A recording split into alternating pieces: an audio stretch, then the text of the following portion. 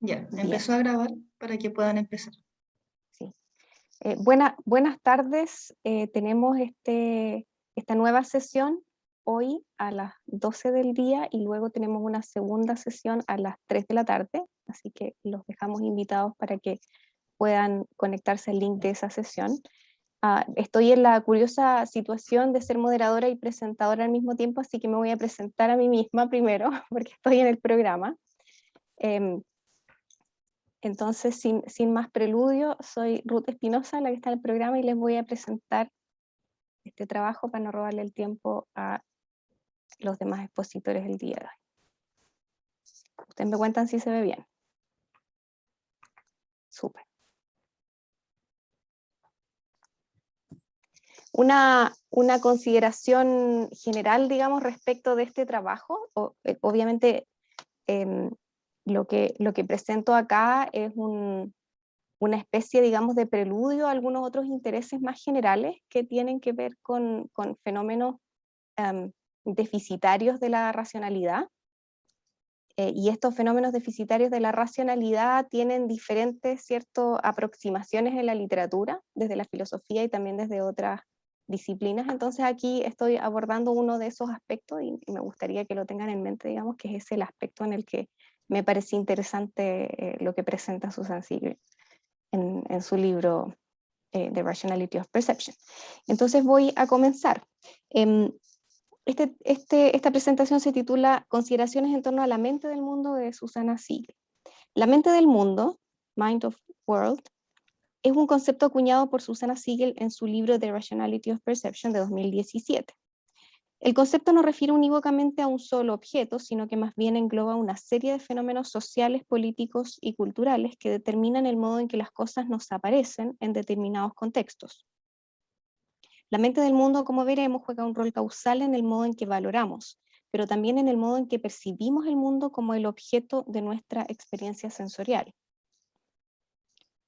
Esta idea es en cierta medida antigua, uno podría pensar. Ya se puede vislumbrar un cierto parecido con la teoría platónica de los universales o las ideas, según la cual la experiencia perceptual encarna ya rasgos, valores y estándares que bullen desde un sustrato común de sentido alojado en el alma, ni más ni menos. Para los platónicos, no obstante, este sustrato es objetivo y confiere a la percepción de dichos rasgos la capacidad de expresar fielmente el modo en que las cosas son.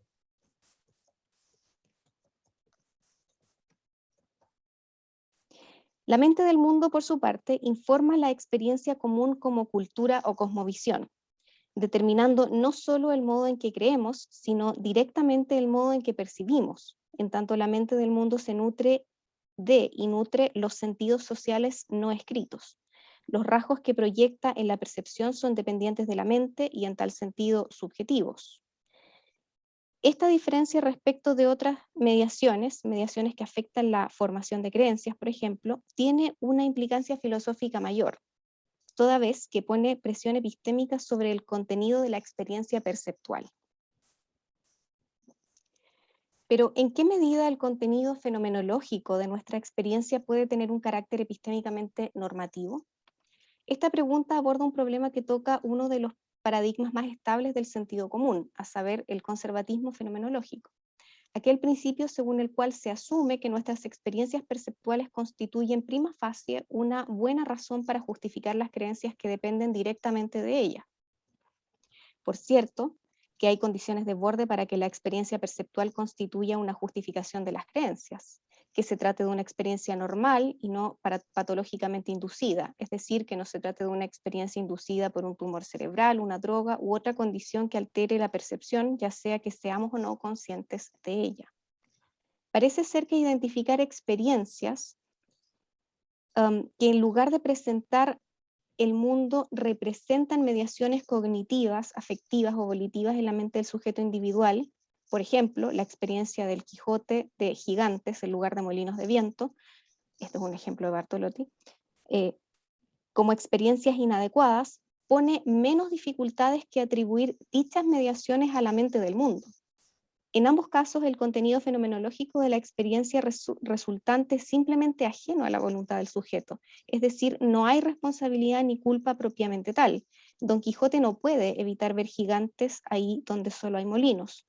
No obstante, el espejismo, por así decir, individual, supone un mecanismo lineal de producción que vincula linealmente al sujeto con su sesgo y explica la desviación de su percepción. En otras palabras, los costos de esa experiencia inadecuada, sus creencias inadecuadas, son mayormente también individuales. La mente del mundo como causa de la desviación, no obstante, pone una dificultad que responde al carácter no lineal de la producción del espejismo. Dicho en términos de Miranda Fricker, hay un defecto en la economía de los recursos colectivos de sentido o en la economía de la creencia. Este defecto en la economía apela a una metáfora sugerente para ilustrar que las direcciones de ajuste de estas experiencias perceptuales secuestradas, como dirá más tarde Siegel, son transaccionales, son móviles y en cierto sentido son relativas. The Rationality of Perception aborda desde diversos ángulos y enfoques el problema del estatus epistémico de la experiencia perceptual, a la luz de los casos deficitarios como el del Quijote, o el de los preformacionistas que ven homúnculos en la esperma.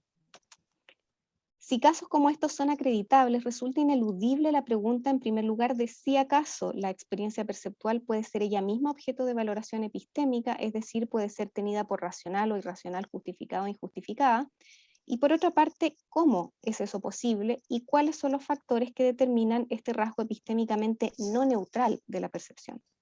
El planteo de estas interrogantes supone que hay buenas razones para distanciarse de la doctrina de que son solo las creencias las que requieren justificación, las que pueden ser racionales o irracionales, las que en suma pueden ser objeto de evaluación normativa y que la percepción tan solo es.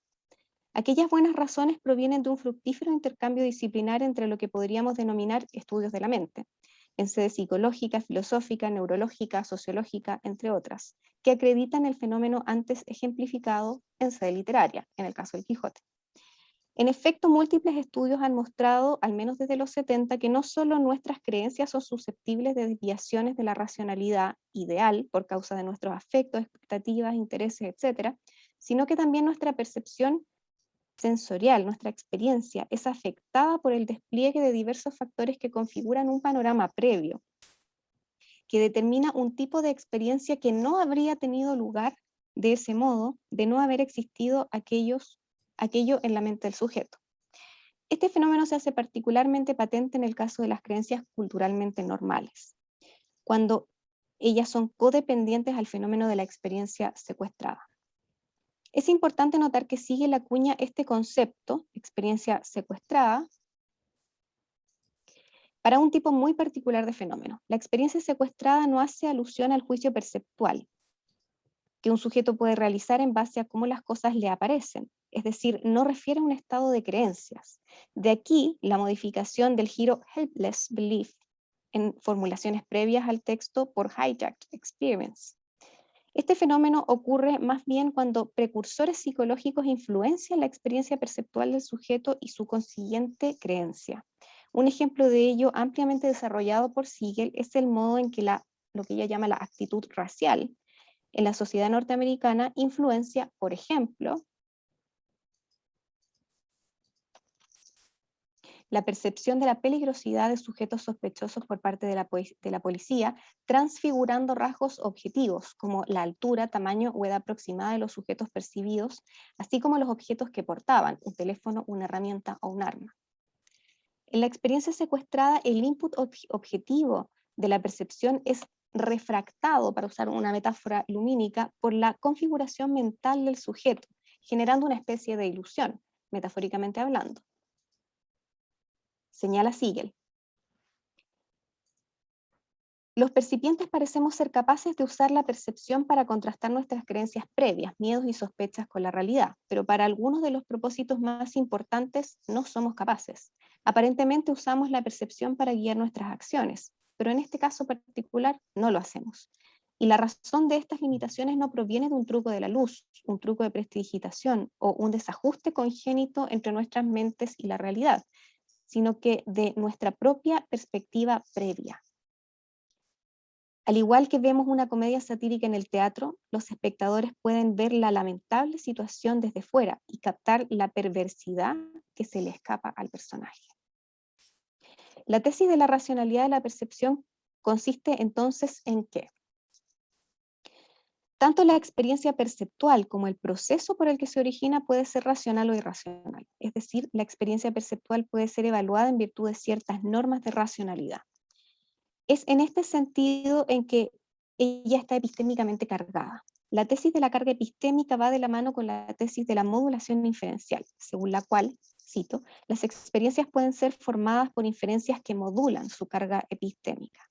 Esa carga, ¿cierto? Carga ser epistémicamente adecuado o inadecuado, positivo o negativo. Es bien sabido que nuestras emociones influencian en gran medida nuestras creencias y que inciden firmemente en la racionalidad de nuestras respuestas a estímulos.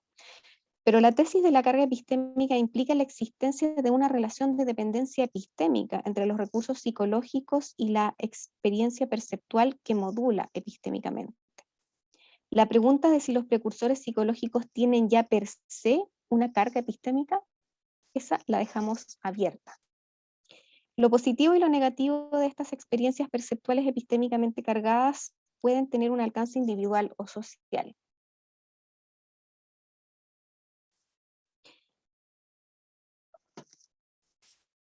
A nivel individual podríamos decir que hay algo en la configuración mental del sujeto individual que da origen a experiencias perceptuales fallidas, a la vez que inocentes, en el sentido de que el sujeto no puede evitar percibir lo que percibe actualmente. Las creencias de un sujeto se forman bajo condiciones que alteran la percepción y no son creencias confiables ni justificadas. Los precursores psicológicos de la experiencia empobrecen su capacidad de fundar creencias, es decir, funcionan como canceladores o defeaters. Mientras que a nivel social hay algo compartido en la configuración mental de una comunidad que da origen a experiencias perceptuales fallidas. En el mejor de los casos, esto genera creencias falsas compartidas, ya sea prejuicios o inferencias falsas, y en el peor de los casos, dada su naturaleza social, genera daño o perjuicio a otros individuos. En el caso más lamentable, determina el modo en que los sujetos se perciben mutuamente, dando origen a estructuras sociales opresivas o injustas para algunos.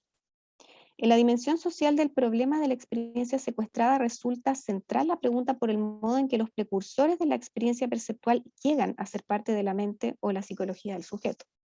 La asimetría que podemos ver entre el Quijote y su experiencia y los casos más paradigmáticos de la actitud racial, o llevado a nuestro contexto, cualquier estereotipo social bien afincado, reside en el hecho de que los precursores de la experiencia sensorial, irracional o mal formada del Quijote se delimita a su propia mente. La actitud racial, como caso paradigmático en el argumento de Siegel, parece trascender la mente individual del percipiente. Opera en la interrelación, esta es una cita, entre la mente del individuo y el medio cultural que lo influencia, fin de la cita. En casos de esta naturaleza, la percepción visual parece configurarse como una respuesta social normal al entorno.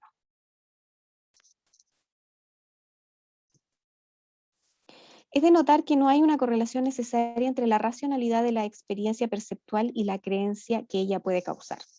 En efecto, es posible que mientras que la experiencia constituya una ilusión, la creencia sea verdadera o apropiada, estadísticamente hablando, por ejemplo. Este punto puede ser ilustrado apelando al tratamiento de un fenómeno cercano con similitudes estructurales por Miranda Fricker en su libro Injusticia Epistémica. En el caso de la actitud racial exhibe rasgos distintivos de poder identitario, término que acuña Miranda Fricker. En efecto, Siegel señala que, si bien las creencias del sujeto en casos como el descrito carecen de un fundamento epistémico robusto, podría decirse también que son en cierta medida inocentes, pues han sido absorbidas o heredadas del medio cultural. Siegel se pregunta quién es entonces el portador de esas creencias culturalmente acuñadas, y nos invita a pensar metafóricamente que ellas están en la mente del mundo. Esta metáfora de una mente social, afirma, hace justicia de la idea de que una cultura circula en representaciones. Fin de la cita. Del mismo modo ocurre con el poder social identitario encarnado en estereotipos mal fundados de la imaginación social colectiva. para Fricker. El poder identitario como categoría del poder social es en sí mismo neutral. Su presencia puede tener consecuencias en la ocurrencia, así como en la omisión de una acción, a la vez que puede resultar tanto beneficiosa como perjudicial para los agentes cuyas acciones son determinadas de este modo. Ahora bien, en términos estrictamente epistémicos, la identidad social está directamente relacionada con la credibilidad de los individuos, y la credibilidad a su vez conlleva, en cierto modo, un poder social. Cito: cuando aceptamos la palabra de un informante creíble, el informante ejerce de este modo poder social, tiene influencia en lo que creemos, fin de la cita, y al mismo tiempo, cita, poder identitario, constituye un poder identitario toda vez que ciertos individuos gozan de mayor credibilidad simplemente en virtud de su identidad social. Esta estructura de poder está imbricada en el mecanismo de intercambio testimonial, pues en dicho intercambio el oyente evalúa permanentemente la credibilidad del hablante en base a los insumos de que dispone. Dado que los casos más paradigmáticos de transmisión testimonial son aquellos en los que la dependencia epistémica es más completa, allí donde el oyente no puede comprobar por sus propios medios el contenido de la afirmación, la identidad, el carácter y los pergaminos del hablante juegan un rol fundamental en el juicio de su credibilidad. Así Fricker afirma, el oyente necesita usar estereotipos sociales para evaluar espontáneamente la credibilidad de su interlocutor. Un estereotipo es una asociación ampliamente sostenida entre un grupo social dado y uno o más atributos. Fricker, está la cita en el PPT. En este sentido, los estereotipos cumplen una función heurística y son atajos necesarios. Si bien son moralmente neutrales en tanto estructuras cognitivas, desde la perspectiva del poder identitario encarnadas en la credibilidad, ellos pueden conducir a usos apropiados o inapropiados desde el punto de vista de la ética epistémica y, en tanto precursores psicológicos de la mente del sujeto, pueden adquirir un peso inadecuado en la formación de la experiencia perceptual misma, el paralelismo con Siegel. De este modo, cito, las creencias culturalmente normales plantean nuevas dificultades para la tesis de la racionalidad de la percepción y la carga epistémica. Siegel se inclina por la tesis de que existe algo como las presuposiciones a nivel social. Ellas pueden estar mal fundadas y su carácter de mal fundadas pueden permear las actitudes individuales.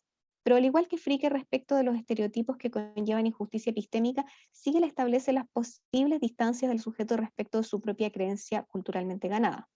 Algunos sujetos abrazan y respaldan, otros combaten o se debaten, y otros simplemente ignoran su existencia. El modo en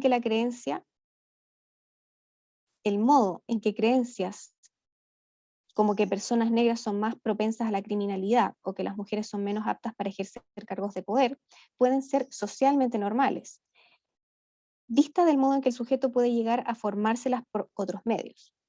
El caso en comento es aquel en que, cito, una actitud es adquirida al absorberla de una situación en la cual tener esa actitud es normal. Fin de la cita. Para Siegel, la mente del mundo es una metáfora que explica el modo en que el contexto cultural puede funcionar como transmisor de asociaciones mal fundadas desde el plano social a la mente individual, y como mantenedor de esas actitudes una vez que ellas son adquiridas. Creo que estoy más que en el tiempo. Entonces voy a cerrar. Cierro estas consideraciones con algunas preguntas. Voy a saltarme unas partecitas. Que me interpelan, como por ejemplo, ¿cuándo es epistémicamente razonable y moralmente adecuado para un agente aferrarse a estas representaciones?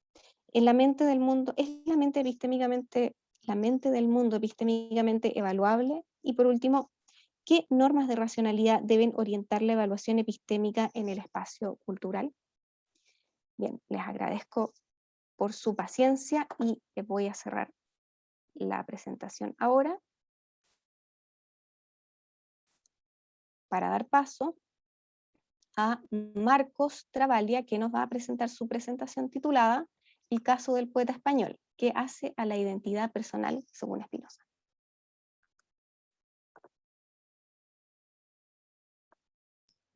Bueno, muchas gracias Ruth por la presentación. Tengo una pequeña presentación de PowerPoint. Estoy con una semana muy cargada con exámenes de alumnos y otras actividades y no pude hacer algo más elaborado, así que simplemente va a tener una cita. Aquí está, el caso del poeta español, que tiene Spinoza para decir sobre la identidad personal. Este trabajo surge de mi trabajo doctoral, en el cual estoy investigando la teoría de los afectos de Spinoza, ligada a discusiones contemporáneas en psicología y filosofía de la mente, me propongo dialogar algunas cuestiones. ¿Se está viendo bien la pantalla del PowerPoint? Quisiera chequear. Se ve perfecto. Tengo el texto aparte, pero quería saber si estoy compartiendo esa u otra pantalla. La cita es esa, ya la voy dejando porque brevemente enseguida voy a entrar. Le puse un pequeño epígrafe, que es una cita de Julieta Venegas, en una canción que se llama Ese Camino, que dice que aunque mi memoria mienta, traigo una historia en mí, la digo sin darme cuenta y la cuento sin decir. Y comienzo. El concepto de identidad personal no se halla en los textos de Spinoza, y más aún podemos suponer que el problema no estaba en su horizonte teórico, en la medida en que es un concepto que aparece unos años después en textos de Locke y de Ralph Woodworth en Inglaterra, en fuentes que, aunque estuvieran publicadas, no le estaban disponibles. Sin embargo, creo que quienes tenemos interés en historia de la filosofía, solemos buscar formas de responder a nuestros problemas, nuestros interrogantes de hoy, a partir de marcos conceptuales del pasado, que nos siguen resultando sugerentes por sus penetrantes intuiciones, u observaciones o argumentaciones sobre los temas que tratan. Y en este trabajo voy a tomar un pasaje bastante famoso de Spinoza, que es el ejemplo del poeta español, que aparece en este escolio que está en pantalla, que dice: «Mas aquí ha de ser señalado que yo entiendo que el cuerpo muere cuando sus partes son dispuestas de manera tal que adquieren otra proporción de movimiento y reposo entre sí. Pues no me atrevo a negar que el cuerpo humano, aun manteniendo la circulación de la sangre y otras cosas en función de las cuales consideramos que un cuerpo vive, puede, no obstante, cambiar a otra naturaleza del todo diversa de la suya. Pues ninguna razón me obliga a sostener que el cuerpo no muere a menos que se transforme en cadáver. La misma experiencia parece persuadirnos de otra cosa, pues sucede a veces que un hombre padece tales mutaciones que no se diría fácilmente de él que es él mismo». Y aquí comienza que en la presentación no se ve el destacado propio que comento que hay, la parte que destaco, que dice: «He oído contar, a propósito de cierto poeta español, que había sufrido una enfermedad y que, aun cuando curó de ella, se olvidó hasta tal punto de su vida pasada que no creía que fuesen suyas las fábulas y tragedias que había compuesto. Y podría haber sido tomado por niño adulto si no hubiese olvidado también su lengua vernácula». Ahí cierra mi destacado y sigue: «Y si esto parece increíble, ¿qué diremos de los niños? Un hombre de edad provecta cree que su naturaleza es tan diversa de la de aquellos que no puede convencerse de que también él ha sido un niño una vez. Si no conjeturase sobre sí mismo a partir de lo que observa en los otros, más, para no dar materia a los supersticiosos, con la que mover nuevas cuestiones, prefiero dejar esto a medias. En síntesis, llamamos muerte al cambio de disposición o estructura de partes de un individuo. Puede suceder que se mantengan muchos aspectos, pero cambien solo algunos muy importantes, haciendo que el cuerpo muera sin convertirse en cadáver, como en el caso de este poeta español que después de una enfermedad perdió su memoria y no se reconoce como autor de las obras.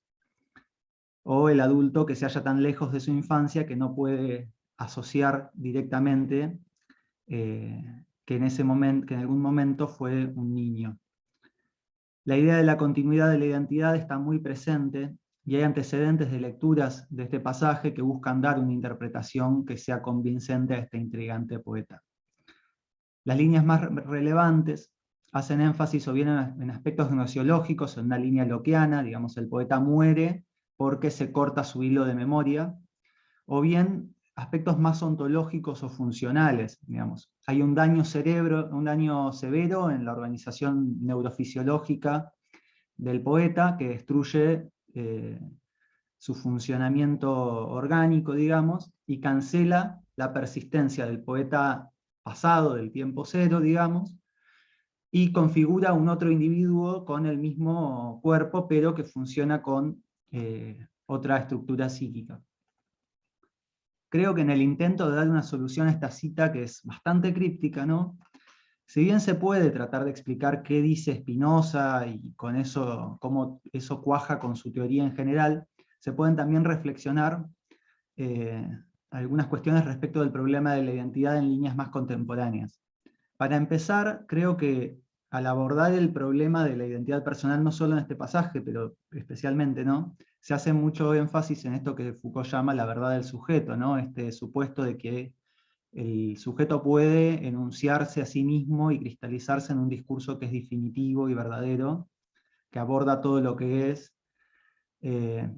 Y bueno, me parece que podemos obtener respuestas más satisfactorias si partimos de que no tiene tanto que ver con develar una verdad escondida, sino con la capacidad de producir un relato más o menos consistente y asociado a elementos y estados internos de referencia de esta subjetividad, ¿no?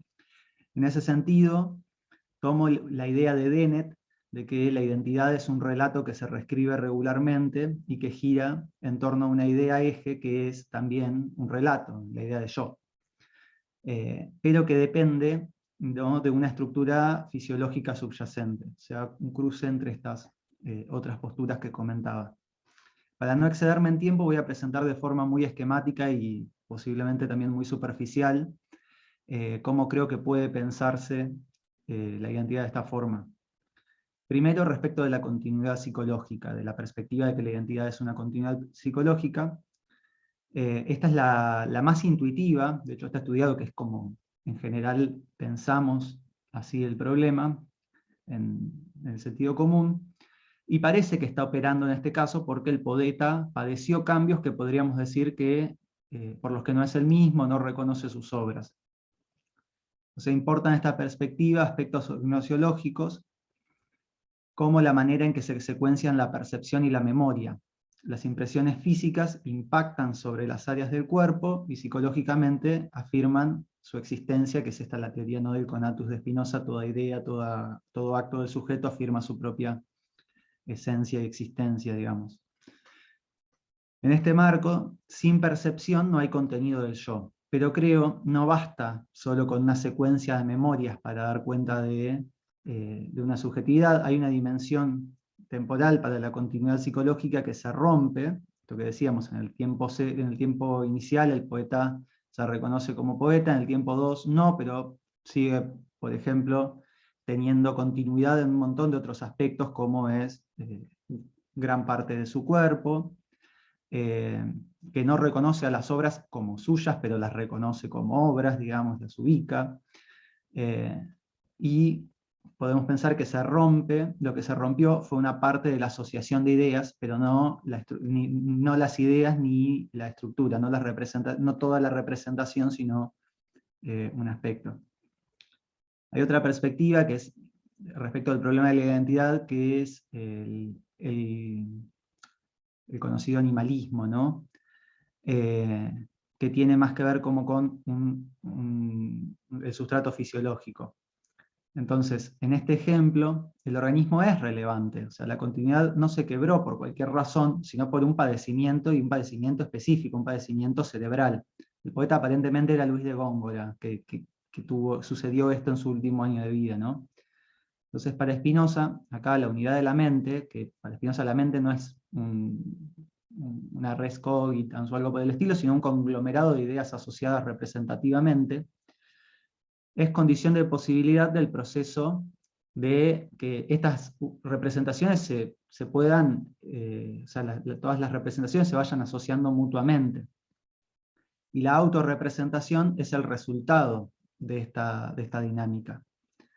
En este sentido, como la mente, el conatus, digamos, de la mente, es la autoafirmación de las cosas, se da tanto en representaciones conscientes como la idea de sí, como en los procesos no conscientes, pero asociados al sostenimiento de un individuo, digamos, todos aquellos procesos que tienen que ver, que suceden, digamos, a nivel cerebral y a nivel fisiológico que dan sostenimiento a nuestros procesos mentales, pero de los cuales no somos conscientes. Para el caso de la identidad, son más importantes, sobre todo, ¿no?, los procesos conscientes, aquellas cosas de las que damos cuenta cuando escribimos nuestro borrador, digamos, por decirlo venetianamente. Y además, como señala Lia Levy, que es una intérprete de una filósofa que trabaja filosofía de la mente en la filosofía moderna temprana, hay un aspecto diferencial en la manera que Spinoza entiende el problema que está en la homogeneidad de clase que hay entre ideas y mente, digamos. Tanto la mente como la idea son ideas, o sea, y afirman su propio conatus, pero la diferencia entre la mente y las ideas es medio lógica, digamos, tiene que ver con una relación todo-parte. O sea, las ideas que estructuro en función de un relato configuran mi idea de yo en un momento, y esas ideas van mutando a lo largo del tiempo. Por esto mismo puedo tener hasta una disociación respecto de yo en algún momento en serio fui ese niño. En tercer lugar, la continuidad psíquica, entonces, tiene un necesario correlato fisiológico. O sea, el organismo y la identidad son aspectos de la misma individualidad. Pero en tanto la identidad es dependiente de procesos dinámicos de mi organismo, un quiebre identitario requiere de un quiebre significativo en algún aspecto fisiológico. ¿Qué tipo de quiebre? No sé si tanto el borrado de determinados recuerdos, por ejemplo, que esas fábulas y tragedias fueron escritas por él, como sobre todo del eje que rige esas representaciones, como que él es un poeta, la idea de que me identifico como poseyendo tal capacidad y pudiendo producir estas obras, pudiendo así los patrones de las fábulas y tragedias seguir almacenándose en el cerebro, digamos, puedo reconocer determinadas cosas en mi entorno, no reconocerlas como mías, o no tenerlas asociadas de la misma manera a que la tenía previo a la enfermedad, digamos. Entonces, para Spinoza, lo que hace que las ideas y recuerdos estén asociados va a tener que ver con esta misma dinámica, ¿no?, de afirmación de las ideas que se van dando en la dinámica del conatus. Entonces, la indexación temporal, la modalidad, digamos, al afirmarlo como necesario, como efectivo, como contingente, etcétera, que la escribimos a todas nuestras ideas, depende de los afectos que les asociemos. Porque un afecto es la variación, digamos, de nuestro pensamiento. O sea, es algo que para Spinoza los afectos se vinculan con la manera en que las ideas impactan sobre nuestra constitución. Entonces, los afectos son acciones vueltas conscientes por ese tipo de alteración, me determinan a pensar y actuar de determinada manera, o sea, de una manera relacionada con la idea que los produce, y configuran el sentido de mi experiencia. O sea, llamamos, por ejemplo, para decirlo, ¿no?, algo decimos que me produce miedo porque me impacta de tal manera que algo que que me resulta como posible, digamos, entonces ahí el miedo tiene que ver con el miedo, la esperanza, que son como los correlativos, con algo de posibilidad respecto del futuro, del pasado, y yo a través de ese afecto lo configuro de determinada manera. Lo mismo pasa, por ejemplo, con la seguridad o la desesperación respecto del presente, que signan, digamos, el conjunto del resto de los afectos. La memoria, entonces, sería una asociación afectiva de ideas hacia el pasado, y la dinámica imaginaria ligada al presente se va estableciendo por la relación que se va generando entre la sucesión de representaciones y cómo impactan sobre mí, generando determinado estado afectivo que lo asocia con más o menos fuerza al resto de mis ideas. Entonces, lo que dirige aquí es entonces la continuidad del yo, más allá de que se trate de un proceso gnosiológico, es una idea de sí que tiene un correlato con los impactos fisiológicos, con todo lo que pasa a nivel fisiológico. El eje gravitacional es el propio conatus. no una ficción, sino el mismo aparato psicofísico, elaborado y reelaborado en estas experiencias. Todas las ideas y borradores que van persistiendo en la continuidad o discontinuidad del relato, de la identidad, son los que me afectaron de forma más significativa, que tuvieron un impacto más relevante sobre este conatus, este aspecto dinámico de la organización. Los narrativistas como Dennett o Hume toman al yo como una ficción bastante desontologizada, que podemos derivar de ellos así una idea del yo como ficción. Con los elementos de Spinoza creo que podemos asociar esta narrativa, que se da en términos bastante semejantes a cómo la describen Dennett o Hume, a sucesos que tienen un basamento, digamos, fisiológico, una contrapartida fisiológica. Se afirma más continuamente, digamos, en mi borrador, todo aquello que me afecta de forma más intensa en el sustrato físico. Esto ubica mi lectura de Spinoza en un lugar medio intermedio entre continuistas, animalistas, narrativistas. Entonces, a modo de síntesis, en este primer borrador de este trabajo, ¿no?, propuse que a partir de Spinoza podemos pensar una noción de identidad personal que toma una modalidad de tipo narrativo, pero que puede mantener coherencia y complemento con una estructura fisiológica. Es la misma naturaleza conativa, digamos, la misma estructura del individuo humano, la que se autodetermina a producir un relato sobre quién es, y el puente entre la estructura y la gnosiología está en la afectividad. El quiebre de la identidad del poeta español no es tanto, creo, del contenido de la memoria, pues las trazas de memoria pueden quedar inscritas en su cuerpo, como sobre todo un quiebre de la continuidad afectivo-conativa que descentra el yo, eje narrativo que las asociaba, y activa otro distinto, que no comparte el mismo mapa de representaciones internas y externas. El cambio neurofisiológico se da más rápido que el del resto de su fisiología y entorno, y precipita la mutación radical del yo-eje, que no llega a dar sentido del todo al cambio, que es distinto de lo que sucede en el caso del niño al adulto. Se da de forma tan paulatina, que si bien tomando mi estructura hace 25 años y tomándola ahora, seríamos muy distintos y tenemos tendríamos un mapa de representaciones muy distinto. Sin embargo, como el cambio se fue dando de forma paulatina, me considero que en algún momento fui aquel niño. En cambio, luego de un padecimiento neurológico severo, como sucedió en el caso de Góngora, eso se da de forma tan rápida que que no se puede dar de forma, que no se puede llegar a dar sentido, digamos, a todos esos cambios. En ambos casos, entonces, lo que cambia es la estructura neurofisiológica, no solamente el relato que se hace de eso. La idea de sí también cambia, pero no necesariamente da cuenta de todo el aspecto estructural al mismo tiempo. Entonces hay una dinámica de borradores que se van actualizando en base a datos que circulan por el cerebro, pero que no tienen continuidad, sino simultaneidad y diferencia. Bueno, muchas gracias.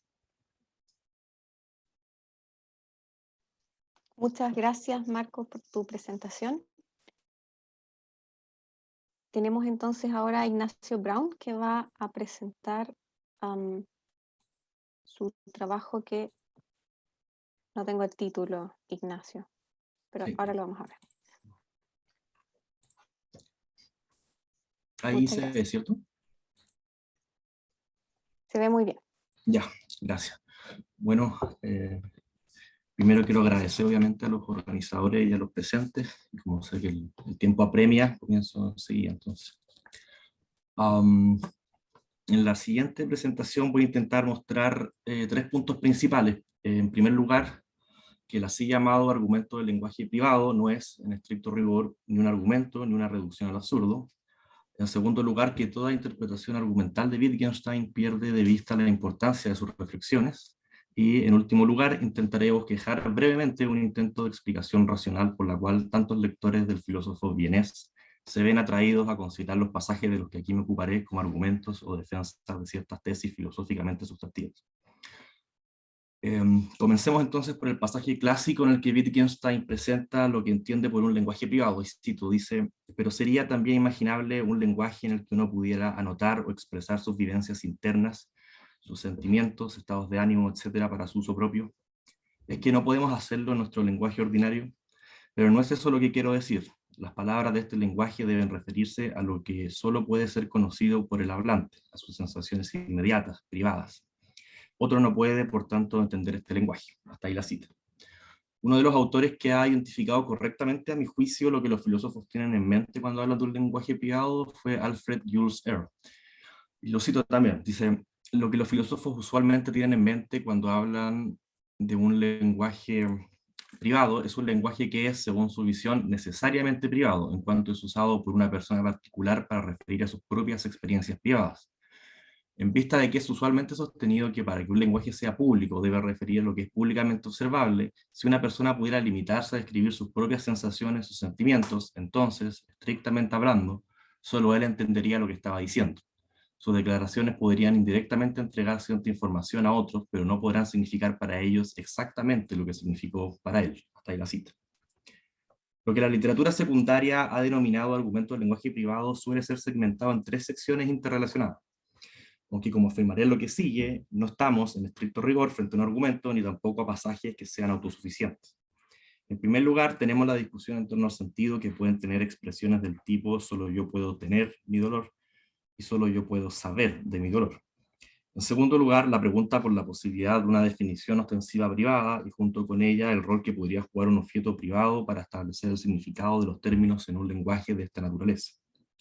En tercer lugar, encontramos una reflexión en torno a la relación entre aquello que Wittgenstein llama lo interno o procesos internos y la conducta. El segundo momento, es decir, la discusión en torno a la posibilidad de una definición ostensiva privada, es aquel que suele ser más enfatizado por las lecturas argumentativas, por lo que cabe revisar estos pasajes con cierta detención. Parte de lo que intenta hacer Wittgenstein en esta sección del texto es mostrar la conexión conceptual entre la conducta de dolor y el dolor, o entre la conducta asociada a determinada sensación y la sensación respectiva. Lo que está en juego principalmente es la relación entre el nombre y lo nombrado. La dificultad radica en que, si el dolor es realmente privado, su significado no ha de quedar determinado por la conducta de aquel que posee tal sensación, pues en tal caso estaríamos frente a algo público, disponible para todos. Para evaluar otra posibilidad de conexión entre el nombre y la sensación, Wittgenstein pone en la boca de su interlocutor la tentadora idea de que uno conoce lo que es el dolor por la propia sensación, es decir, que uno conoce el dolor sufriéndolo. Y cito el siguiente pasaje: ¿cómo sería si los hombres no manifestasen su dolor, no gimiesen, no contrajesen el rostro, etcétera? Entonces no se le podría enseñar a un niño el uso de la expresión dolor de muela. Bueno, supongamos que el niño es un genio e inventa él mismo un nombre para la sensación. Frente a la insistencia de Wittgenstein acerca de la conexión gramatical entre la conducta de dolor y el dolor, el interlocutor ficticio del que se vale intenta otro camino para mostrar que el dolor se aprende introspectivamente, conectando la palabra con la sensación. Pero Wittgenstein retruca que ello también falla, y lo cito: ¿pero qué quiere decir que él ha nombrado su dolor? ¿Cómo ha hecho eso? Nombrar el dolor. Y sea lo que fuere lo que hizo, ¿qué finalidad tenía? Cuando se dice, él ha dado un nombre a la sensación, se olvida que ya tiene que haber muchos preparativos en el lenguaje para que el mero nombrar tenga un sentido. Y cuando hablamos de que alguien da un nombre al dolor, lo que ya está preparado es la gramática de la palabra dolor. Ella muestra el puesto en que se coloca la nueva palabra. Aquí cabe recordar quizá el parágrafo 30, en que Wittgenstein dice: la definición ostensiva explica el uso, el significado de la palabra, cuando ya está claro qué papel debe jugar en general la palabra en el lenguaje. Lo que ocurriría acá sería que esa definición ostensiva sería en el ámbito privado. No hay nada, pues, privado en el acto de nombrar a una determinada sensación con el nombre de dolor. Quien intenta nombrar una determinada sensación podrá hacerlo de manera correcta si sabe aplicar la gramática de ese nombre, o podrá equivocarse, ya sea por ignorancia u otro motivo. En ninguno de los dos casos, sin embargo, hay algo oculto en ese proceso. Quizá la imagen más clara de que no hay nada privado en ello la encontramos en el parágrafo 265, que vale la pena citar. Dice Wittgenstein: imaginemos una tabla que existiese solo en nuestra imaginación, algo así como un diccionario. Mediante un diccionario se puede justificar la traducción de una palabra X por una palabra Y, pero debemos también decir que se trata de una justificación cuando esta tabla solo se consulta en la imaginación. Bueno, entonces es precisamente una justificación subjetiva, replica el interlocutor, ¿no? Y Wittgenstein responde, pero la justificación consiste, por cierto, en apelar a una instancia independiente. Hasta ahí la cita. Lo que muestra Wittgenstein es que el nombrar es algo que se puede hacer bien o mal. Algo similar ocurriría en quienes quieren hacer descansar la posibilidad de un lenguaje privado en la memoria, pues recordar también es algo que se puede hacer bien o mal. Wittgenstein parece sugerir, entonces, que no hay algo así como una justificación subjetiva que no pervierta la gramática de la justificación, es decir, una en que no se borre la distinción entre lo correcto y lo que simplemente parece correcto. Los pasajes que acabo de citar han sido interpretados de múltiples maneras, algunas de las cuales son, a mi juicio, claramente equivocadas. Por ejemplo, la idea de que Wittgenstein estaría suponiendo en sus observaciones el principio de verificación de los positivistas lógicos, o que habría algo así como un escepticismo acerca de la capacidad de recordar, etc. Por una cuestión de tiempo no puedo evaluar todas estas interpretaciones, pero sí quisiera criticar la idea de que estaríamos frente a una reducción al absurdo, idea que ha sido defendida por autores como Norman Malcolm y Peter Hacker. Pero también quiero rechazar la idea de que estos pasajes presentan un argumento o una tesis filosófica del modo en que, por ejemplo, autores como Kripke, Anthony Grayling, Anthony Kenny, por nombrar algunos autores relevantes, han interpretado esta sección. Para criticar la idea de que estamos frente a una reducción al absurdo, quisiera, en primer lugar, mencionar algunos aspectos acerca de esta noción. Como sabemos, la idea de reducción al absurdo, al menos en su uso formal, se origina en la matemática, contexto en el cual tiene el carácter de una prueba, a veces llamada prueba por contradicción. Pero también es cierto que en la historia de la filosofía encontramos múltiples argumentos de este tipo, por ejemplo, las paradojas de Zenón. El punto en común que podemos encontrar en ambos usos, tanto en el uso filosófico como en el uso matemático, es que a partir de asumir una proposición como verdadera, se intenta concluir una contradicción. No puedo profundizar demasiado en la noción misma de reducción al absurdo, pero sí quisiera entregar una breve caracterización para luego contrastar su uso filosófico de su uso matemático. Y cito una definición general, dice: la técnica de la reducción al absurdo es una consecuencia directa de la propiedad más importante que tiene un razonamiento válido. En un razonamiento válido es imposible que las premisas sean todas verdaderas y la conclusión falsa. Inversamente, si la conclusión de un razonamiento válido es falsa, al menos una de las premisas deberá ser falsa. De esta propiedad se deriva una manera sencilla de probar la falsedad de una afirmación. Suponemos que es verdadera y derivamos de ella una proposición falsa. Si el argumento es válido, no hay manera de que la premisa sea verdadera. Hasta ahí la cita.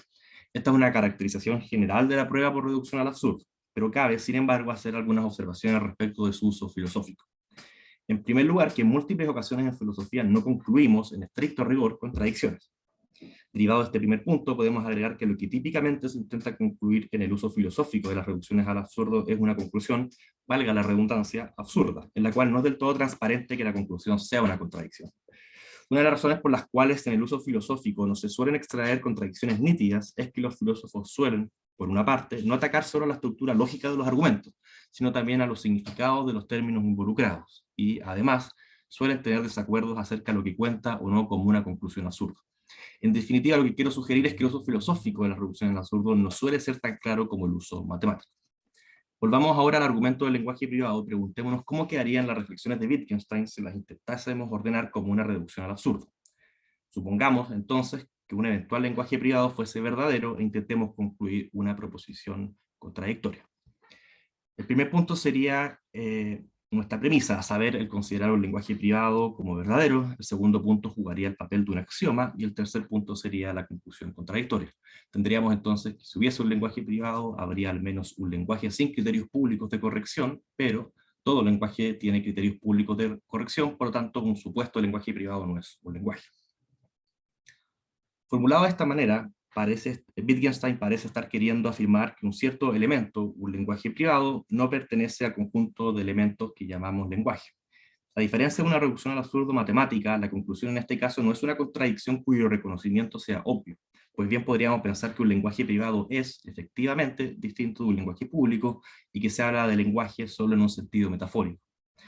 Este es solo uno de los problemas de la interpretación que aquí estoy evaluando, pero buena parte de estos problemas se traspasa a su vez a las interpretaciones argumentales en general, sea cual sea la forma lógica que éstas adquieran. Quisiera agregar además otros inconvenientes. La forma de la reducción al absurdo es incapaz de identificar por sí sola si aquello que es contradictorio lo es en un sentido metafísico o simplemente una entidad existente que no pertenece a un determinado conjunto, o si es simplemente un enunciado falso.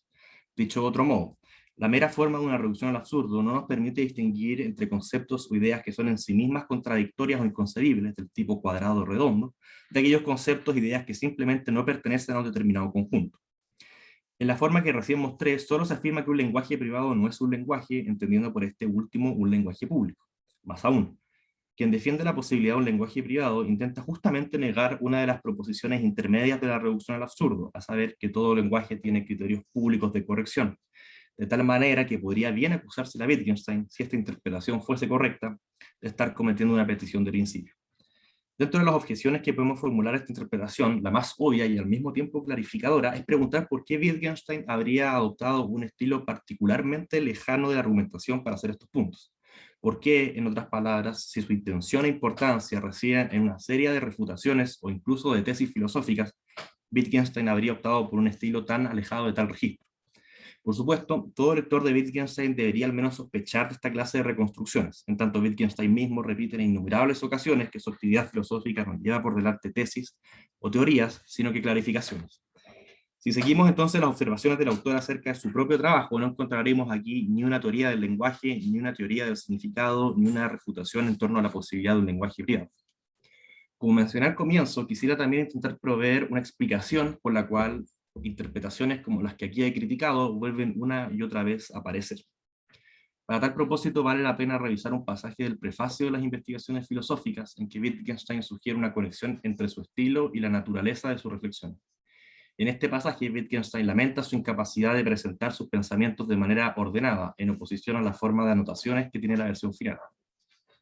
Y lo cito, dice: tras varios intentos desafortunados de ensamblar mis resultados en una totalidad semejante, me di cuenta de que eso nunca me saldría bien, que lo mejor que yo podría escribir siempre se quedaría solo en anotaciones filosóficas, que mis pensamientos desfallecían tan pronto como intentaba obligarlos a proseguir, contra su inclinación natural, en una sola dirección. Y esto estaba conectado, ciertamente, con la naturaleza misma de la investigación. Hasta ahí la cita. Lo interesante de lo que dice Wittgenstein es la tensión que él identifica entre dos posibles salidas al problema de su estilo, podríamos llamarlo. Por un lado, tenemos la posibilidad de que se deba a una mera incapacidad literaria. Por el otro lado, y aplicando una sabia recomendación kantiana, podemos entender a Wittgenstein mejor que Wittgenstein mismo, y afirmar a partir de esta idea que el estilo del que se vale está conectado con su concepción del origen de los problemas filosóficos como de la posibilidad de su elucidación. Las lecturas argumentales, quisiera sugerir, fallan al no ver la relación entre el estilo de Wittgenstein y su conexión con el origen que, según él, tienen los problemas filosóficos.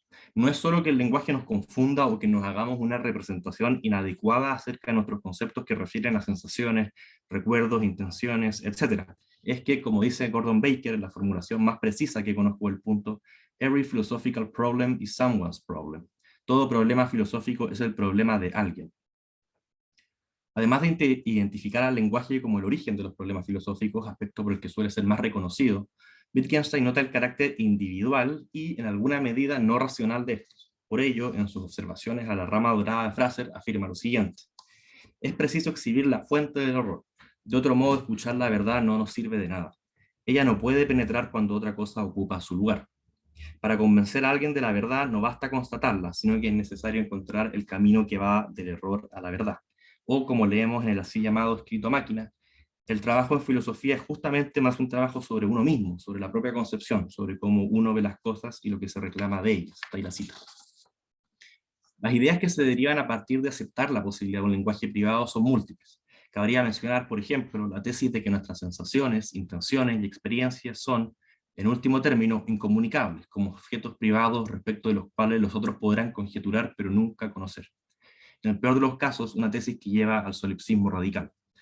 La cura para tal mal filosófico, piensa Wittgenstein, es mostrar el tránsito que va del error a la verdad. Si hemos llegado a tesis tan implausibles como las que acabo de mencionar, algo habremos hecho mal en el camino. Pero el proceso que lleva al reconocimiento del error se asemeja más a una terapia que a la formulación de argumentos en favor de una tesis. En el caso que aquí he tratado, ello consiste en mostrarle al lector que aquellas afirmaciones que descansan en la posibilidad de un lenguaje privado no son verdaderas ni falsas, sino más bien una serie de sinsentidos, o, como dice en el parágrafo 500 de las investigaciones filosóficas, una combinación de palabras que se retira de circulación. Un lenguaje privado es justamente una manera de comprender el lenguaje de lo mental, entendido por cierto en un sentido amplio, cuyas expresiones carecen de sentido. y carecen de sentido no porque sean falsas. La tesis de un lenguaje privado no es una tesis empírica, sino porque no tienen el uso epistémico o metafísico que los filósofos intentan darle. La sugerencia principal que quisiera concluir de lo anterior es advertir contra las interpretaciones argumentales y asistemáticas de Wittgenstein, no tanto por respetar el modo en que el propio Wittgenstein entendía su trabajo, sino más bien porque tal tipo de lecturas acaba por quitarle profundidad a uno de los filósofos más importantes del siglo pasado. Muchas gracias.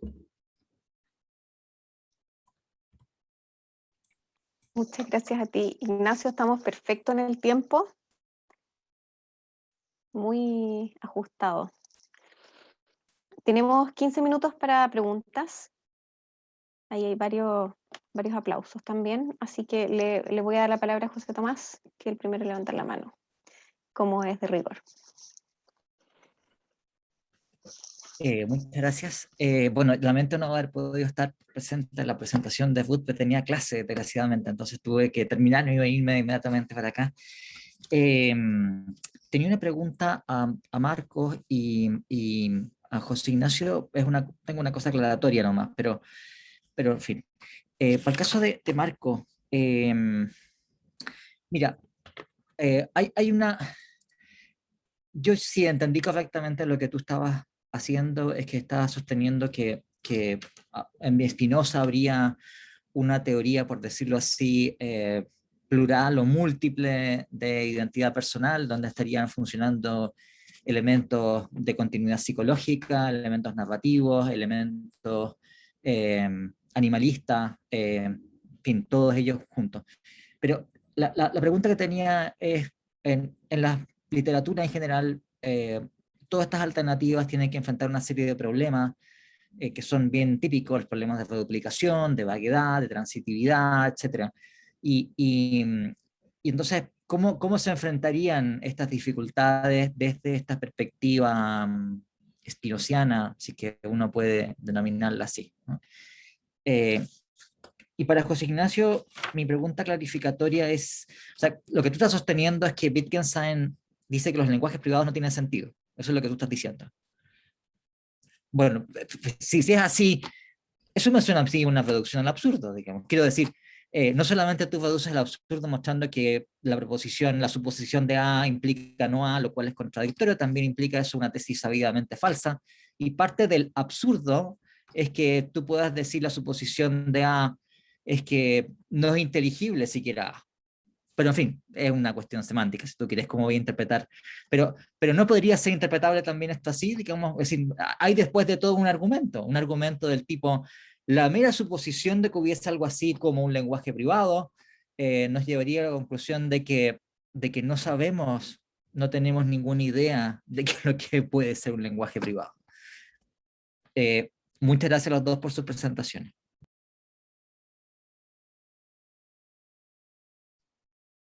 Comienzo. Bueno, muchas gracias por la pregunta, Tomás. José, perdón, sí, José Tomás. Es un trabajo que estoy comenzando y que voy encontrando problemas, tanto en la literatura que ya he escrito sobre el tema, como en función de intentar hacerlo dialogar con temas, con discusiones muchísimo más complejas que la forma rudimentaria en la que está planteado cualquier cosa al lado del siglo XX, ¿no? En textos del siglo XVII. Lo que fui encontrando respecto de la opción, digamos, entre un animalismo o un psicologismo, o una línea de continuidad psicológica, lo que estuve pensando de estos últimos días es que en realidad hay hasta un colapso, porque la representación psicológica en Spinoza es también un estado fisiológico necesariamente, digamos, en ese sentido hay como, es una teoría de la identidad muy fuerte. Y así lo que podríamos pensar es, no, esta ficción de la continuidad de la memoria es también un estado físico y ese estado se quiebra. En cuanto al desafío de problemas mucho más específicos como los que decías, los estoy empezando a ver. No tengo, la verdad, una respuesta, pero si notaste alguno en particular, me interesaría mucho de alguien que por lo visto conoce un poco más específico el problema desde la mirada contemporánea, me gustaría mucho que me señales para profundizar en el trabajo, hacia donde derive, porque lo que este es como un primer borrador, digamos, de posibles respuestas que fui pensando, acá se encuentra algo. También puede que haya, respecto de traer Spinoza al presente, o sea, llevar Spinoza hacia el pasado tiene una ventaja, que es que no hay que hacer que Spinoza sea compatible necesariamente con, con las metafísicas de que se trabajan ahora. Una metafísica como la de Spinoza, que es de por sí muy sustancialista y tiene supuestos muy, muy fuertes, no sé qué tan viable es en la actualidad, donde se trabaja con metafísicas bastante más pequeñas. Respecto de otras cosas que tengo aquí anotadas, a ver, no, por un momento creo que lo dejo aquí, sí. Sí, sí. ¿No se oye? José Ahora Tomás, sí, ¿quieres es que replicar? no me puedo dar la palabra a mí mismo, Ah, porque Sí, tienen que sí. dar la palabra. No, Ah, pero para colocarte un caso, por ejemplo, o sea, tú tienes la típica discusión lockeana de decir, bueno, supongamos que el príncipe amanece y tiene todos los recuerdos de lo que hizo el zapatero, y el zapatero tiene el recuerdo del príncipe, y entonces, por decir así, en el cuerpo del zapatero está el príncipe, y en el cuerpo del príncipe está el zapatero. Eso, si te entiendo correctamente, no puede pasar desde una perspectiva spinociana, dada la identidad del curso de estados mentales con el curso de eventos físicos, dada la, por decir, unidad de estas cosas, ese tipo de hipótesis son sencillamente ininteligibles desde una perspectiva spinociana. eso es curioso ahí, porque hay la teoría de la, digamos, de la representación y dónde está el contenido de la idea. Ahí tuve algunas resonancias respecto de la presentación de Ruth. Está la cuestión, ¿no?, de la adecuación y de la adecuación de los conceptos que son, digamos, generales, que no sé, serían en realidad individuales, pero, digamos, mismo término, pero referido a distinto contenido en cada mente, ¿no? Pero que habría como un universal imaginario más o menos compartido, y de ideas que a su vez, y este es un supuesto muy extraño, ¿no?, de la psicología de Spinoza, de que es que hay ideas, las representaciones más adecuadas son las mismas en mi mente que en tu mente. Entonces hay un aspecto de mi representación, de mi autorrepresentación, que puede estar adecuadamente en tu mente. En ese sentido, vos podrías, digamos, esta cuestión del príncipe, el zapatero, etc., hay una transindividualidad, digamos, como hay una permeabilidad ahí respecto de la identidad, que pensarme a mí mismo implica un pensamiento, implica estar en una red, digamos, de representaciones, en las cuales, en el caso del poeta, por ejemplo, la identidad del poeta también es problemática, porque su contexto lo sigue registrando como tal, y él en alguna medida pareciera que las obras, más allá de que no las reconoce como propias, las reconoce como las obras que son, entiende que son. Hay un montón de sentidos, los cuales, si bien no termina de cuajarse él en esa situación, un montón de sentidos y de interacciones, digamos, porque parte, digamos, de nuestra identidad es la validación externa, digamos, que para otros seamos la misma persona, o haya alguna mínima correspondencia entre mi identidad y lo que el otro representa de mí, y esa validación, digamos, ahí hay una tensión. Entonces, la cuestión de la participación de terceros y esas representaciones sí tiene un valor interesante, y hacen que no sea, digamos, completamente individual. O sea, mi identidad está muy atada a estas representaciones compartidas, digamos. De todas formas, es una maraña de ideas esto también en mi cabeza, es como dónde estoy entrando a trabajar ahora. Y me voy encontrando con muchas líneas interesantes para pensar en este marco, con este problema, digamos, metodológico, que es en realidad hacer anacronismo, ¿no? En un punto, o sea, uno decide qué traicionar, a qué ser fiel y a qué traicionar. Yo por ahí prefiero traicionar un poco la exégesis y la sistematicidad, y eso me trae un montón de otros problemas, ¿no? Muchas gracias, Marco. Estabas en un tema complejo, el de la identidad. Y bueno, el componente obviamente anacrónico es serio. Pero muchas gracias por tu respuesta. Ignacio o José Ignacio, si quieres responder a José Tomás, es tu Sí, momento. sí, muy breve. Claro, yo no tengo, por así decirlo, un problema con el uso que se hace de Wittgenstein como si este estuviese argumentando, ¿no? En el fondo, uno con los autores puede hacer lo que le parezca más productivo y eso a mí me parece bien. Mi punto están dos niveles. Uno, por así decirlo, congeniar el estilo de Wittgenstein con esa interpretación, que parecen totalmente incoherentes, pienso yo, y creo que hay evidencia textual de por qué ellos hacen. Y en segundo lugar, el argumento mismo, digamos, que yo creo que por sí solo no basta para, para concluir una reducción al absurdo que sea del todo satisfactoria, ¿no? Yo creo que no lo es porque la premisa intermedia, digamos, lo que en el caso de una reducción al absurdo matemática sería un axioma, depende de muchos puntos anteriores que en última instancia se reconducen a la normatividad de la gramática, ¿no? Alguien podría preguntarse, bueno, pero Sí, ¿por qué pero el podéis lenguaje meter tiene que todos esos tener argumentos. criterios, ¿no? Espérate, ¿Cómo? José Ignacio, o sea, agregáis más premisas nomás, eso es todo, ¿cachai? O Sí, sea, sí, más no sé cuántas premisas, los primeros 200 parágrafos de investigaciones filosóficas y derivas tú que esto no tiene sentido. sí, sí, yo creo que, o sea, sin duda que eso se puede hacer, ¿no? Pero la pregunta es, si es que ese fuese el interés de Wittgenstein, uno simplemente podría definir sin sentido de una cierta manera y empezar a hacer un argumento formal a partir de esa definición, ¿no? Ahora, yo creo que él no lo hace en la medida en que cree que, por ejemplo, alguien ve la formulación que yo hice de la reducción y dice, sí, me convence, acepto todas las premisas y, digamos, la parte lógica está perfecta.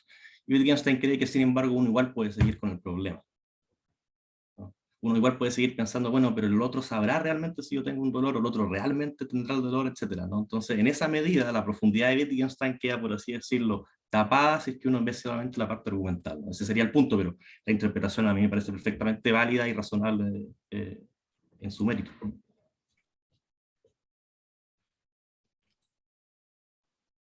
Gracias, Ignacio. Tenemos tiempo para una pregunta más o una réplica. Así que si alguien se apunta. Ignacio Peña, por favor, te escuchamos. Hola, ¿qué tal? Muchas gracias a todas y todos por las exposiciones, fueron muy interesantes y formativas. Yo tengo una pregunta en particular para, para Marcos y que quizás también pueda tener alguna dimensión relevante si es que le parece interesante para Ruth, ¿no?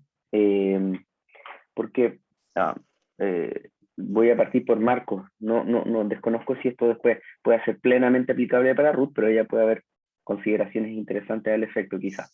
Y es que, en cierto sentido, si bien respondió o ofreció una intuición respecto a lo que voy a preguntar, quisiera ver si se puede profundizar más, porque tiendo a pensar, puedo equivocarme en este punto, pero el centro de la reflexión, al menos de la manera en que presentó a Spinoza en este dilema del poeta español, pone su acento, digámoslo así, metodológico y filosófico en los cambios que de alguna manera puede sufrir el sujeto cognoscente, ¿no? Y de alguna manera, ¿qué efecto eso puede tener para la constitución de una determinada identidad, ¿no? O sea, cómo nosotros podemos entender cuál es la relación, y esto es un poco lo que aparece en Locke, entre continuidad de conciencia y unidad del sujeto, ¿no? Entonces, me pregunto si hay espacio en su reflexión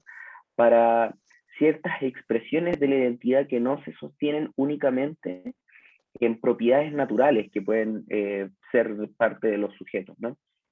Algo mencionó Marco, si bien entendí, ¿no? En torno a las propiedades emocionales y estructurales a ese respecto.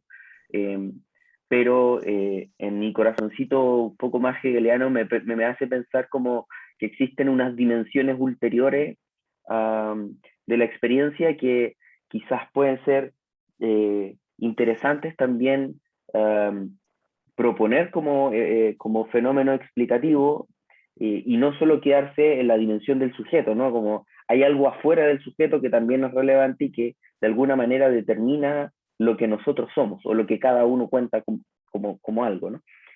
Y por eso también decía que quizá eso podría tener impacto en lo que ofrece Ruth, ¿no? A través de las distintas determinaciones de la autopercepción, en cierto sentido. Determinaciones o propiedades naturales que puedan determinar eso, ¿no? Quisiera que, si, aunque ella lo mencionó en partes de su exposición, quizás quisiera preguntar si existe la posibilidad, y si existe, de qué manera podemos profundizar en esas dimensiones que pudieran ser como elementos sociales que determinan la autopercepción y la identidad del o la sujeto. Y por último, para Ignacio, siempre me he preguntado, quizá esto puede alejarse un poco del argumento estrictamente de la manera en que reconstruye las falencias y los beneficios de la argumentación en torno al lenguaje privado.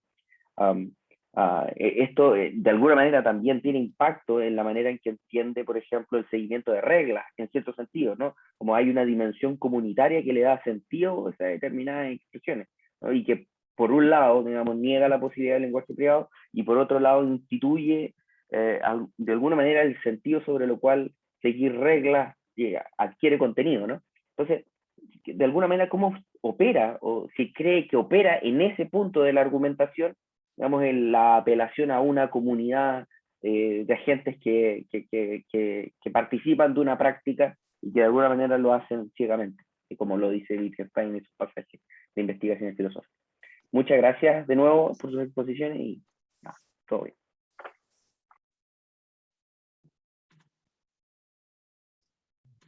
Respondo muy brevemente para dejarle también espacio a Ruth.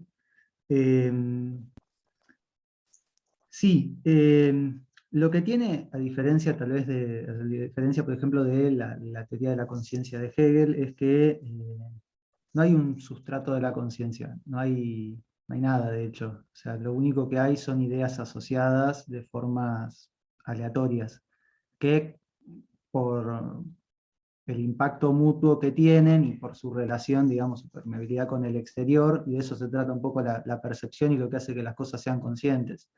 O sea, el aspecto, la afección no es ni mi cuerpo ni el cuerpo externo, sino el impacto que hay en ese choque. Y lo mismo sucede con las ideas. Entonces, ese impacto me puede favorecer, me puede perjudicar, me puede dejar igual, produce cierta afectividad, y esa afectividad genera un estado consciente relativo a eso o no. Para mí unas imágenes que representan muy bien, o de una forma como interesante, la filosofía de la mente de Spinoza, son las fotografías de Hans Bellmer, de las muñecas, que uno las ve y son humanas, pero en realidad les faltan montones de partes, es como media cara, una bolsa atada y arma y algo, pero no es la representación total. Aquello que es consciente, digamos, son fragmentos que tienen algún tipo de sensación, y sí, la exterioridad es muy importante, porque al no haber un sustrato interno tampoco hay una cosa totalmente cerrada externa, sino un comercio y un establecimiento de representaciones, de alguna representación en relación a ese, y va mutando. Por eso también está esta cuestión de, bueno, a medida que cambia aquella constitución, aquellas cosas que se hacen más patentes en el decurso físico, cambia en el psicológico del poeta. Pero no hay algo a lo que me pueda autorremitir como la base de mi conciencia previamente, sino que es un efecto posterior, siempre. Le dejo a Ruth. Gracias, Marcos. Estamos pasados en unos minutos, así que me voy a tomar un minuto solamente como para abordar algunas ideas interesantes de la pregunta, que en realidad es una pregunta, digamos, bien compleja. Y quería partir en el fondo haciendo una observación a Marcos desde la perspectiva en la que trató con estas como multidimensionalidades de la forma en que uno podría ver abordada, ¿no? El problema de la identidad personal en Spinoza. Hay muchas de ellas, digamos, que no voy a abordar, pero hay una que me parece interesante y tiene que ver, digamos, con precisamente el caso del poeta, ¿no? Parece que el poeta,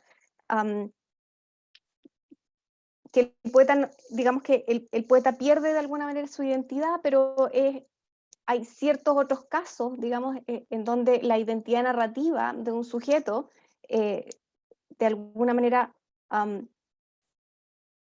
se ve, ¿cómo decirlo?, no corrupta, pero desde una perspectiva de la adscripción, ¿no? Yo me acuerdo una vez haber escuchado una conferencia de Jesse Prince que trataba precisamente este fenómeno, por ejemplo, cuando un individuo de alguna manera sigue identificándose como el mismo individuo, no obstante, desde la perspectiva de quienes lo observan, parece cierto haber padecido un cambio tan radical, por ejemplo, en su trato valórico, ¿no? Sus creencias más esenciales, sus valores, ¿no? Vitales, y eso genera como una cierta disrupción en su identidad narrativa, y ese es un caso que me parece que es interesante de abordar y a lo mejor queda fuera como del caso del poeta,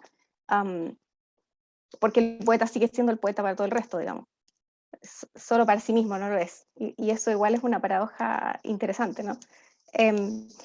Y respecto, ¿cierto?, de la identidad, desde la perspectiva que yo, a la que yo me aproximaba a partir del texto de Siegel, en efecto, ¿no? Ahí tiene más que ver con el problema de la identidad empírica que la identidad lógica, ¿no? La autopercepción ciertamente también es objeto de diversos tipos de experiencias secuestradas, o al menos, digamos, en principio Siegel así lo trata, ¿no? Hay contextos en los que un individuo puede ya sea percibirse incluso, ¿cierto?, a sí mismo, tener una percepción, una experiencia perceptiva de sí mismo secuestrada por sus sesgos, sus deseos, sus intenciones, sus expectativas, o bien, ¿cierto?, a partir de su autopercepción tener una experiencia perceptual secuestrada de cómo el resto lo percibe, ¿no? O la aprobación, por ejemplo, el resto, y Siegel ahí trata paradigmáticamente ese caso como su ejemplo sistemáticamente a lo largo de todo el texto. Pero más que eso, digamos, me parece que es difícil, ¿no? Como no es una teoría de la identidad, y una teoría de la identidad no es una teoría de la percepción necesariamente. Pero claro, uno podría a lo mejor forzar algunos acercamientos. Bien, le agradezco. Sí, el caso de Prince, claro. Sí, le agradezco enormemente a todos y todas quienes asistieron a este panel, y nos vemos a las 3 de la tarde en el próximo grupo de presentaciones, que van a estar muy buenas. Así que quedan todos invitados e invitadas, y ahí los esperamos.